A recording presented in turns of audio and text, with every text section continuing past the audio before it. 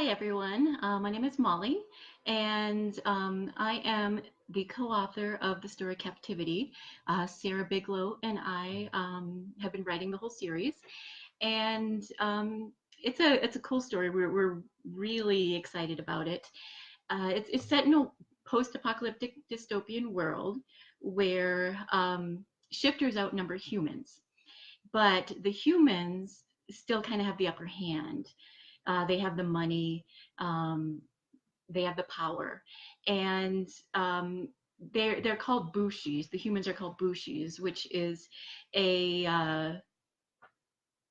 um, kind of a derogatory term for uh, like bourgeois. So they're rich, they have all the power, and they like to keep shifters as pets. It's kind of like a status symbol.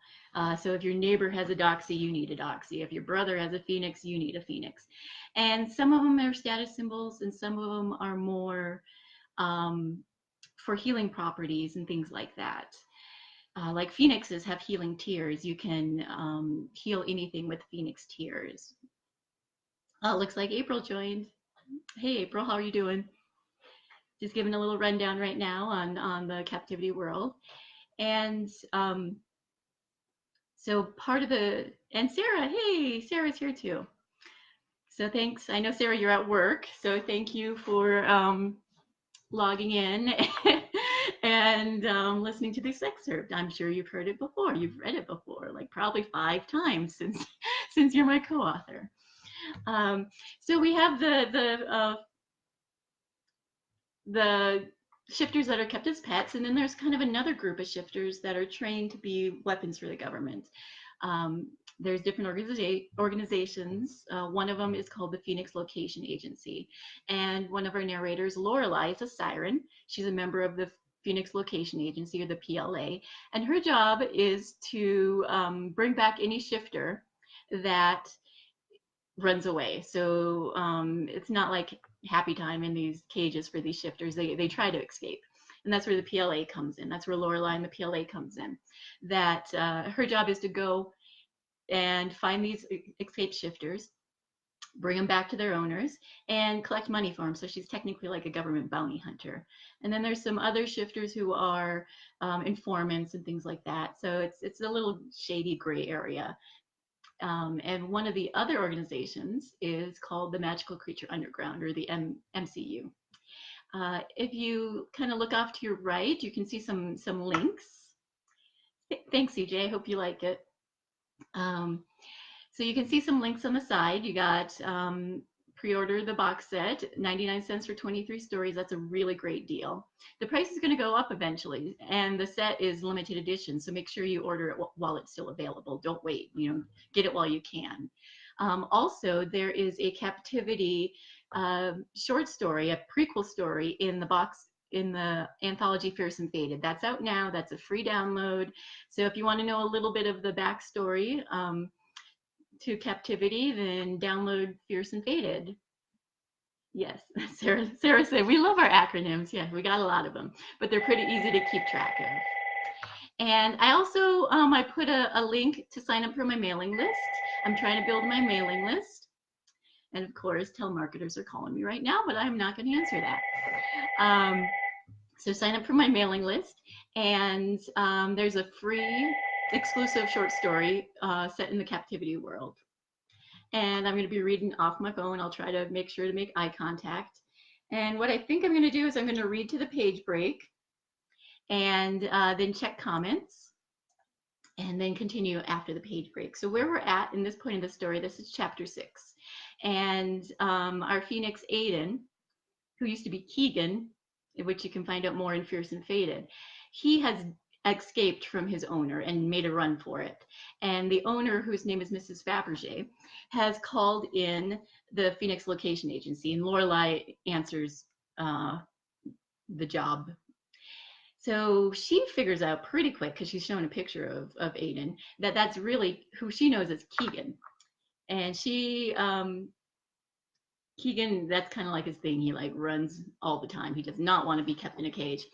And several years ago, Lorelei met Keegan. They ran off together. And then Keegan was kidnapped. And she has been looking for him ever since. So where we're at here, and the excerpt I'm going to read is he's escaped again.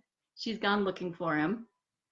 And she's ran into one of the MCU Magical Creature Underground members named Douglas, who's brought her to the MCU, where Keegan / Aiden is also staying.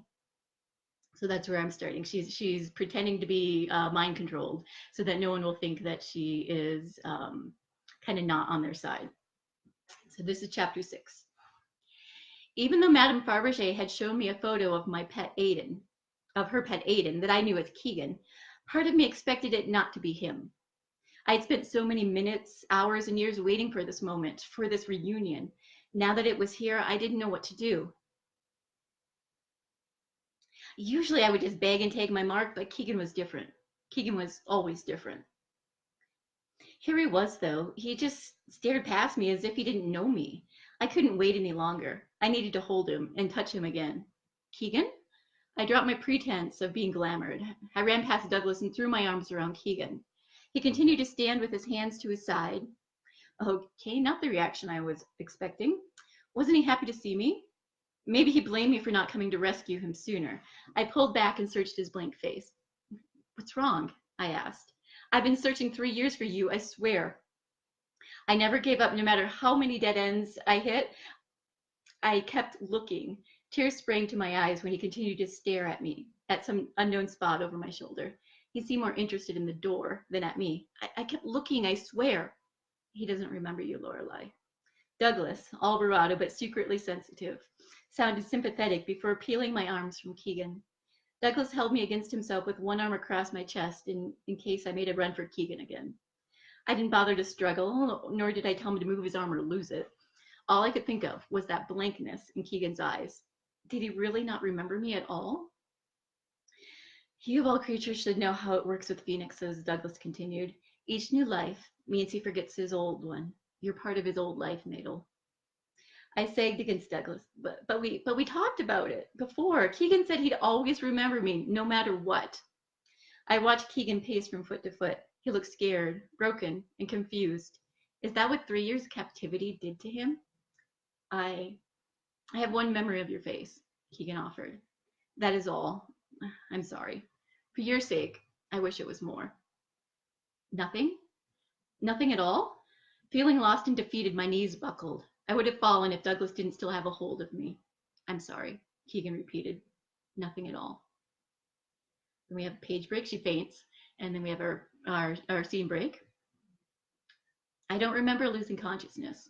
I remember waking up on a mattress thrown on the floor. It was away from the main room of wherever Douglas had led me to after leaving the woods. I sat up, rubbing my head. I'm sorry. I thought I should stay with you. I felt it was my duty. I turned to my right at the sound of Keegan's voice. I can take care of myself. He smiled. It was the same smile that still haunted my dreams, but now seemed to belong to a stranger. I'm sure you can. I merely wish to sit with you, that is all. Why? I felt like I should cover up even though I was fully clothed. I didn't want this stranger in Keegan's body looking at me. He cocked his head to the side, the gesture looking more bird-like than human. You were important to him. I know that, even if I don't remember being him. I'm Aiden, by the way. That's my name now. I couldn't help the rueful laugh that escaped my lips. Really? That's what your owner called you. What name would you pick for yourself? Aiden, he said. You say my owner picked it, but I picked it for myself when I was reborn. It is who I am now, Aiden. I leaned forward on the bed, searching his face for any spark of recognition from his life before as Keegan. Still nothing. Is that what happened when they took you from me? I asked. Did they make you rise from the ashes to ensure you'd forget everything? He was silent as he pondered the question. I believe so. All I remember is Aiden, not him. Keegan. I lifted my chin, hoping it didn't betray my emotion by shaking. His name is Keegan. Was Keegan. The stranger in Keegan's body corrected. Again, I'm sorry for your loss. That's what it feels like, doesn't it? A loss of someone you used to know? A loss of someone I loved. I wiped at my damp eyes. Ugh. Feels like the last 3 years of my life and career have been a waste. I've been chasing a ghost this whole time, haven't I? Someone I'd never find. I'm sorry. He spread his hands in front of him, palm side up. I wish I had a better answer for you, but I do not. I do have one memory of his. It's of you. Your hair is loose, falling around your shoulders and down your back in waves. You were wearing a white flowing gown with flowers in your hair. You smile at him. Your happiness makes him feel the same way. I'm sorry. I wish I could give you more. So part of me stuck with you, even through the burning. He nodded. He didn't want to let you go. Of that I am certain. But you're not him. I wanted to hear him say it one more time. Maybe if I heard it one more time, I might believe it. No, he said. I am Aiden. I wish I could give you the answers you wanted. I rubbed at my eyes again. Yeah? Looks like I'm going to have to come up with different wishes. And that's the end of chapter 6. I know this is early for everybody. The reason I needed to do it in the morning, the live in the morning, was my kids are in school, and I do everything writing related when they're in school. So my youngest is in half day preschool or half day kindergarten, and that gives me like 3 hours a day where I can work. So I know 11 Eastern, 9 Mountain is not ideal, but I really wanted to share the excerpt with you. I hope you enjoyed it, and maybe other people who are tuning in a little later can enjoy it too. Remember to check out those links on the side there to pre-order your copy of Fated Maids, download your free copy of Fierce and Fated, and if you want to join my mailing list, there's also a free story in there set in the Captivity world. So I hope you enjoyed it, and have a great day, guys.